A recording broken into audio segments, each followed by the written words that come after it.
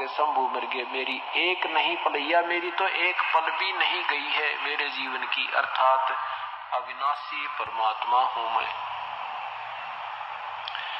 कोटिक नारद हो गए ये मोहम्मद से चारी, देवताओं की गिनती नहीं क्या सृष्टि बिचारी। नहीं बूढ़ा ना बालक, ना बूढ़ा ना बालक, ना कोई भाट भिखारी, कहे कबीर सुनो हो गोरख, ये सुन ले उम्र हमारी। ना बूढ़ा ना बालक, मेरा यूं शरीर नहीं जो तुझे दिखाई देता है, मैं ना कभी जन्म होता है ना कभी मैं मरता हूँ। और वेदों में भी परमात्मा को युवा कबीर कह करके महिमा गाई है। युवा कबीर, युवा माने जवान समर्थ। जैसे मनुष्य शरीर में जवान व्यक्ति सब कार्य मनुष्य लेवल के करने में समर्थ होता है, बालक और बूढ़ा सभी कार्य नहीं कर सकता। इसी प्रकार परमात्मा को समर्थता के आधार पर युवा कबीर की उपाधि दी गई है। अब गोरखनाथ जी ने सोचा यू छोटा सा बालक और बात घनी बनावे, ये ऐसे नहीं मानेगा। तो गोरखनाथ जी उस त्रिशूल के ऊपर बैठ के ऐसे सिद्धि से उठ के नो का नो आलती पालती मारे, आसन पद्म ला रखा था और नो के नो उठ के और त्रिशूल के ऊपर विराजमान हो गए। और कबीर साहब से कहा कि यदि तूने गोरखनाथ से बात करनी है, चर्चा करनी है, तो मेरे इक्वलेंट बैठ के, मेरे बराबर बैठ कर बात कर। कबीर परमेश्वर ने कहा, नाथ जी आपका और हमारा केवल गोष्ठी करने का, विचार विमर्श करने का ही वायदा था, वचन था। ये ड्रामेबाजी तो बाजीगर दिखाया करें, ये संतों के काम नहीं। गोरखनाथ जी कहते हैं तुम्हारे पास बातें बातें हैं, यदि तुम्हारे पास कोई शक्ति भक्ति की है तो आओ मेरे बराबर बैठो, नहीं तो चर्चा करना व्यर्थ है, तुम हार गए। परमात्मा ने बहुत कुछ कहा पर वो नहीं माना। परमेश्वर कबीर देव ने क्या किया कि अपनी जेब में एक कुकड़ी डाल रखी थी। कुकड़ी एक धागे की चरखे पर काटा करते, पहले चरखे पर काटते थे, उसकी एक रील बन जाती थी, उसने कुकड़ी कहा करते। वो धागे की, कच्चे धागे की रील जेब में डाल रखी थी जो उनके पास कपड़ा बुनने के लिए आती थी। और वहां उसका एक सिरा पकड़कर उस धागे का ऐसे आकाश में फेंक दी मालिक ने, ऐसे वह ऐसे अनबंडल होकर उधड़ कर सारी, और धागा सीधा खड़ा हो गया 150 फुट जमीन से लेकर आसमान का अंतिम छोर 150 फुट की ऊंचाई पर अंतिम छोर था। परमात्मा वहां से उठे और वहां से आकाश में जाकर उस सबसे ऊपर वाले धागे के सिरे पर जाकर बैठ गए और कहा, गोरखनाथ जी आजा, यहाँ बैठकर बातें करेंगे। अब ये बात नहीं है कि गोरखनाथ जी नहीं उड़ सकते थे, हाँ वो भी जा सकते थे, लेकिन परमात्मा के सामने उसकी सिद्धि विफल होगी। जैसे चुंबक के सामने ये घड़ी है, इस घड़ी में लोहे की स्टील की वो लगी है नीडल सुई, और ये घूम रही है, और जहां चुंबक इसके पास इतनी दूरी से भी आ जाएगा ना, अच्छा हैवी चुंबक इतनी दूर से जाम कर देगा इसको, ये चल नहीं सकती। और पहले ये चल रही थी, इसमें सिद्धि थी, कारीगरों ने इसको सिद्ध करके तैयार कर दिया था, चल रही थी, लेकिन चुंबक के सामने वो फेल होगी। इस प्रकार पूर्ण परमात्मा की शक्ति के सामने वो सारी सिद्धि दरिद्राई रहेगी। और त्रिशूल से ऊपर उठना चाहा था, जमीन पाके ऐसे गिरा गदड़ देसी जान गया। अब गोरखनाथ भी समझ गया तू तो तेरी बैटरी डिस्चार्ज होगी।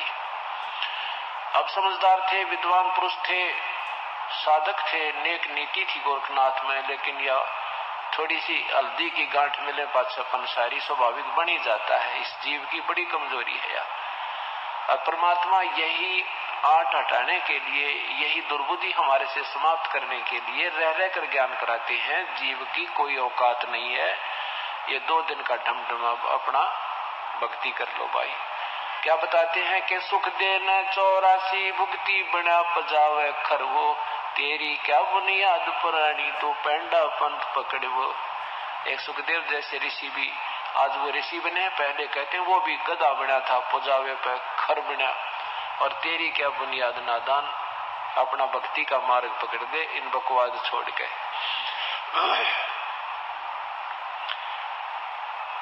अब गोरखनाथ जी ने कहा कि प्रभु नीचे आ जाओ। समझदार था, जान गया। जैसे आपने देखा ना, कई बार पहले पहलवान गुला करते तो समझदार होता था, वो अपने जरा सा भी उसकी कमर लग जाती ना, थोड़ा सा हिस्सा भी, तो मान लेता था मैं हार गया, तो जीत गया। और एक आधा होता था निकम्मा सा, वो कति दे तड़ुआ का मान्या करता, नीचे टिकले फिर भी नो कहीं फिर आ जा। तो ऐसे तो बेवकूफ होते हैं, वो मूर्ख होते हैं, उनसे तो बातें चर्चा करना भी अनजान ही पड़ा होता है। और जो समझदार होते हैं वो तुरंत मान जाते हैं कि तेरे काबू से बाहर है, क्यों खाम का सिर फड़वाया। तो ऐसे उस गोरखनाथ के समझ में आ गई कि ये कोई आम व्यक्ति नहीं, यानी तेरे सामने टिकने वाला इस पृथ्वी पर आज आदमी नहीं था, आज कोई साधक नहीं था, क्योंकि सिद्धों में गोरख पड़ा। तो कहा प्रभु नीचे आ जाओ, आ जाओ मालिक, आपसे दो बात करूंगा। नीचे आ गए भगवान, कहा भाई बोल। अब फिर मन में खरपतवार रह गया कि कहीं तू वैसे ही इसको भगवान मान बैठे, गुरु बना ले, एक और परीक्षा दे दे। एक सिद्धि और थी उसके पास, एक सिद्धि आकाश से उड़ जाई, एक सिद्धि जल पैर न लाई, एक सिद्धि कुछ खाव न पीवे, एक सिद्धि जो बहुत जुग जीवे। और ऐसी 24 सिद्धियां होती हैं। एक सिद्धि गुप्त छिपाई, एक सिद्धि पांचों तत् नीरम, एक सिद्धि जो बजर सीरम। तो गोरखनाथ के पास एक हल्दी की गांठ और थी, एक सिद्धि और थी, वो दूसरा रूप बना लेता था। गोरखनाथ जी ने कहा कि एक मैं आपकी परीक्षा और लूंगा, फिर मैं आपका शिष्य बन जाऊंगा। परमात्मा बोले चल वो भी कसर काट ले, चल मेरे साथ। कहा कि ये साथ में गंगा बह रही है, यहाँ किनारे चलो। कबीर साहब भी, गोरखनाथ भी, रोज साहब, वो दर्शक भी वहां पहुंच गए। गोरखनाथ जी ने कहा कि मैं इसमें गंगा में डुबकी लगाऊंगा और मुझे ढूंढ देना। परमात्मा बोले बड़का का काम बड़का, बच्चों की दिमाग बच्चों वाले चले, अकेले यो भी काम कर ले। तो उसने ऐसे छलांग लगाई, डुबकी लगाई, तो मछली बन गई गोरखनाथी। परमात्मा ने वो पकड़ कर मछली और बाहर बैठा दी और गोरखनाथ बना दिए, किनारे पर बैठा कर। गोरखनाथ जी ने जान लिया भाई भी हो, अब कसर नहीं रही, क्योंकि वो केवल इन्हीं बातों से मानना था कि मुझे सिद्धि में राजे कोई ज्ञान चर्चा तो पाछे सुनो। फिर तब परमात्मा ने उसको कहा गोरखनाथ ये साधना ठीक नहीं तेरी, ये तो तुम काल ने तुम्हें बैटरी चार्ज, तेरी प्रयत्न तेरी परिश्रम से तुझे चार्ज कर रखा है, ये डिस्चार्ज हो जाएगी। और ये तेरी आकाश में उड़ जाने वाली सिद्धि, ये गुप्त छुपन वाली सिद्धि थे 2 दिन के ढमढमाबाई। जैसे आपने देखा होगा चमास्यों में वर्षा के दिनों में चींटियां होती हैं, बिल से बाहर निकल आती हैं, उसमें कुछ पंखों वाली भी होती है, और वो पंखों वाली चींटियां उन दूसरी चींटियों की प्रधान होती हैं। वो उन्हें भगवान मानती हैं, ये तो आकाश में उड़ जाती है, पता नहीं कहाँ चली जाती है। और वो क्या करती हैं आजकल चमासों के दिनों में, वर्षा के दिनों में बल्लभ के चारों तरफ चक्कर लगाती है वो चींटी, पंखों वाली चींटी। 2 घंटे में उनकी पंख टूट जाए, वो चींटी की चींटी हो जाती है। वो पंख टूट जाती है उनकी और वो चींटी की चींटी रह जाती है जैसी थी। तो ऐसे ये सिद्धि प्राप्त कर वो आकाश में उड़ जाते हैं, जो दूसरी सिद्धि प्राप्त करें, ये कुछ दिनों में ये पंख टूट जाएंगे, ये जीव के जीव हो जाएंगे, अर्थात ये अपनी पुण्य कमाई समाप्त करके 84 लाख योनियों में चले जाएंगे। तब गोरखनाथ जी को समझाया, तुम कौन हो, कहां से आए हो, तुम मेरे बच्चे हो। तब गोरखनाथ जी ने पूछा, हे भगवान आप कौन हो, कहां से आए हो?